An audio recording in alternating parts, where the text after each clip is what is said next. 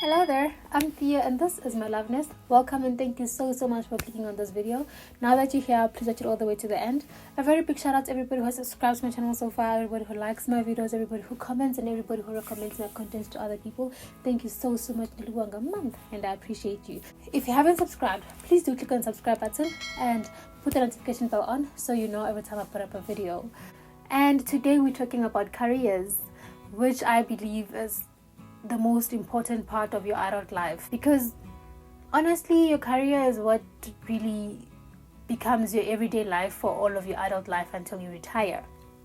So in today's video, I'm going to be talking about things to look at, things to consider, things to think about before you choose a career. And tell me of a better person to speak about this except the girl that decided to switch careers at 27. I still haven't gotten used to that idea that I'm really the girl that decided she's switching careers out of nowhere. I feel like these are some of the things I wish I knew before getting into radiography or ultrasound. And so most of it is going to be from experience, some from what people tell me or what I've observed from other people, and some are just generally common knowledge. Anyway, let's get right into it. And the first one would be that you need to align your values to your career. You've probably had this so many times that you need to align what you value the most to your career.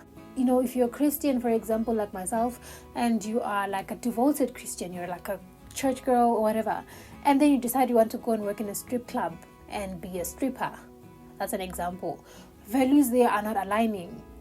Yes, we need the money to survive every day, but also what about your morals? What about your values? So whatever career you choose or you decide to go into, let it represent who you are even outside of the profession. Of course, the Theo I am in the hospital is not the Theo I am at home or at church or around my friends, but there's an interlink. You can see the characteristics. So you don't want to choose a career that completely throws off who you truly are. Secondly, you need to match your passions and talents to your career. Of course, not everybody's going to go now and become an entertainer because you're passionate about entertaining or you're good at singing or whatever.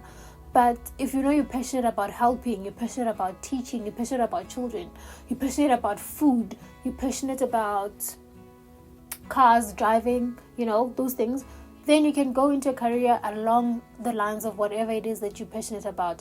Because remember, your job or your career is what you're going to be doing for most of your life.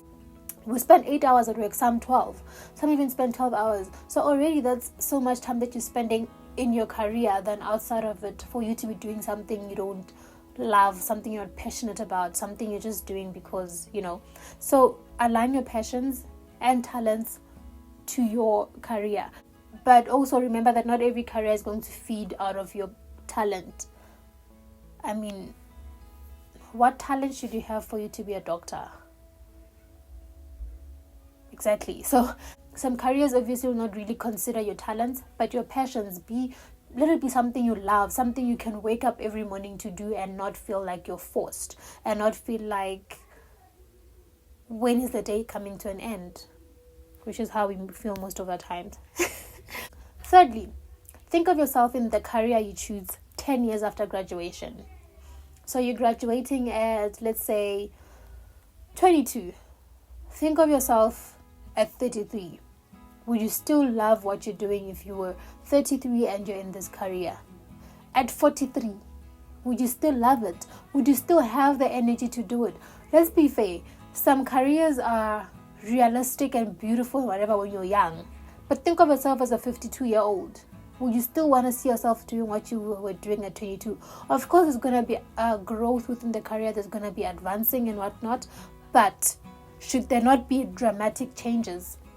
Do you see yourself doing that for the next 30 years? Because I'd like to believe that we retire after working for 40 years? You're going to be working for 40 years before retirement. Of course, that's if you don't decide to retire early, but yeah. So whatever decision you make at 22 has to determine your life at 52. Tricky. Very tricky. Fourth one, I cannot stress this enough. Don't choose a career because you're influenced by somebody. Guys, I'll come out here and sing praises about radiography, and I'll make myself look all glamorous and whatever, and then you're just thinking, this is it. I want to go and become a radiographer. Then you get into the field and you realize, no man, this isn't it. People come out here and show you what they want you to see and tell you what they want you to hear, and not necessarily tell you the bad things or show you the bad things. That, I don't know, engineer guy that you're seeing with 7 different cars does not tell you that he actually has 9 other sources of income that are actually bringing him good money. That teacher who's got, I don't know what, that you so think, if I become a teacher, I'm gonna nail it, does not tell you that actually I married rich or I'm a trust fund baby. Like, we come out here and we make it look like our careers are funding our lifestyles, therefore we can influence you into choosing these careers. Then when you're in the career, you're like, no man, this is not it. So do not be influenced into choosing a career. If someday I wake up and you see me living in a very big mansion and I'm driving really big cars and I'm living soft, don't ever think, I want to go be like Theo and become a radiographer or sonographer because of that. Okay? There's a lot that people don't tell you about how they make their money, and sometimes it's because they don't want to disclose. And it's okay for them to not come and tell you that, listen, I've got 7 streams of income. It's okay. But don't now go and assume that one source of income that is the one funding the beautiful life you see them living, the life that you want to live, and therefore you decide, I'm going to become whatever they are. Not to discredit people that are living large out of their careers, but you should also remember that there's different pockets within each career. I'll take teaching for example. Right? Not everybody is a teacher. Like, you've got people who are HODs, you've got principals, you've got people who work in the district or whatever, right? But they're all in the education sector, in the education field. But because of their ranks, I'm pretty sure their pockets are also not the same. So I cannot come out here and say, oh yeah, I'm a radiographer and I make this much money, and not actually come and disclose to you that actually I'm a private radiographer and my duties only include going to theater for 3 hours a day, and then I charge this much money. Then I move from this theater to the next theater and I charge this amount of money. Somebody else is just going to think, okay, Theo's a radiographer. She's making loads of money. Therefore, I want to be a radiographer. So do not be influenced into choosing a career. Don't let me influence you into not doing radiography, and don't let me influence you into doing radiography. Yeah. Number 5. Is it 5 or 4? Next up, do your research. Guys, just do your research. And your research should not end at you Googling what is radiography and you watching Theo's videos on YouTube. That is part of your research, but it should not only be your research. Okay, ask questions. Go visit the site. For example, you want to be I don't know what. You want to be a pilot, okay? And the only idea of a pilot you've got is from TV. I don't think that would be realistic enough for you to decide straight up to say, I want to be a pilot. Go the extra mile. Do the extra research. Visit the working places. If you know you want to be a teacher, well, I think we're all exposed to teachers and we know their lifestyle and how their days most likely look like. But you want to be a chef, go to a restaurant and shadow a chef and say, listen, I want to go into culinary school and I'd like to see how your day looks like in general. I want you to take me through your whole day. I want to spend the day with you in the kitchen. I want to observe, do as much research as you can and research about everything. Of course, you can't really know everything, but know the most of it. Know how does their day look like, how many hours do they normally have to work, How much do they make? How much time do they spend at home than at work, or at work than at home? What are the employment opportunities in the field? How are the working environments? All of this are things you need to consider before you get into whatever career you'd want to get into. And you sliding into Theo's DMs and asking her how much does a radiographer earn is not good enough of a research, because I will not tell you how much radiographers make unless you are a student radiographer and you want to know how your future looks. Then I'll most likely give you a range, but I will not come out here and say, oh yeah, radiographers make 5 rands, because there's factors that come into play into how much a radiographer makes. But yeah, your research should not be about you DMing people and asking them about their salaries. There's so many ways you can find out how much a profession pays. For example, when the government posts vacancies online, they do write the packages and whatever. Yeah, so if any of you comes to my DMs and say how much does a radiographer make, I'm gonna be mad, because Google it. Yeah, so do as much research as you can. And when you go observe, when you go spend a day, if you're fortunate enough to do that, ask questions. Like, go there with as many questions as you'd like to know. And I know everybody wants to know about the money, but not everybody is going to be comfortable enough to answer questions about the money. But you can even be smart about it. For example, you can ask them, if I was to become a radiographer, would I afford to take 3 kids to this kind of a school? Or would I afford to drive this kind of a car? Would I stay in this kind of an estate? Would I have to choose between having a house and a car, or can I have both of them at the same time? Just play around it and, test the waters like that. Because very if you come to me and you say to you, how much do you make?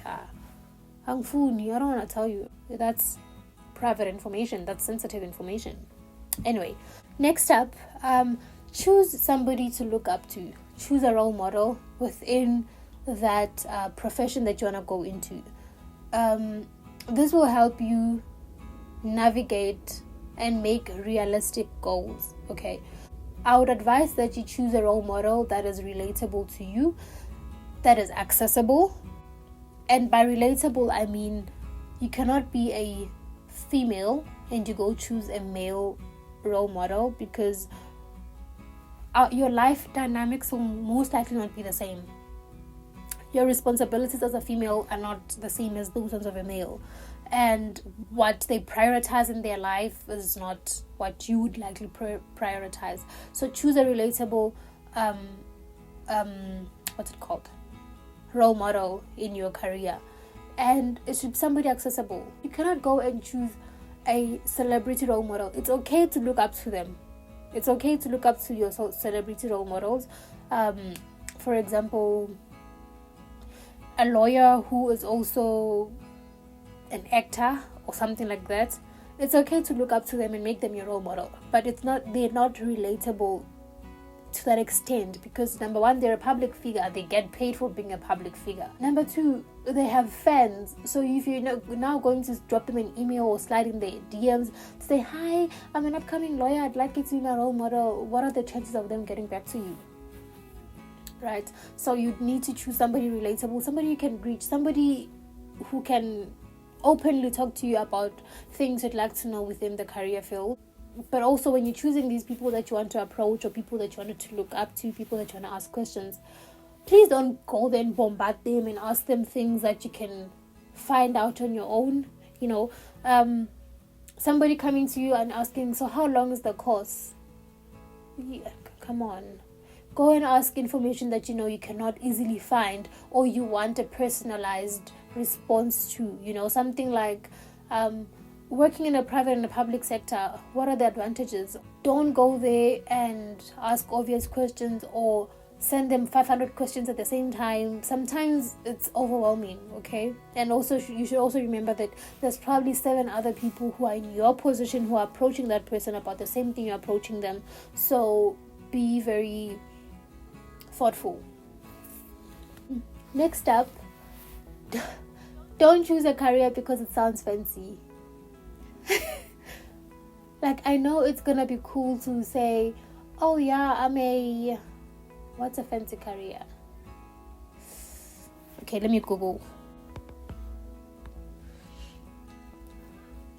Conservationist. Okay, I found one here, and it says you are a conservationist. That sounds very sophisticated and complicated. Don't now go and say, yeah, I want to be a conventionist. Is it conservationist? Oh, can't even say it. You see, you don't want to be choosing a career because you've never heard of it before. I'll be the first one in my town.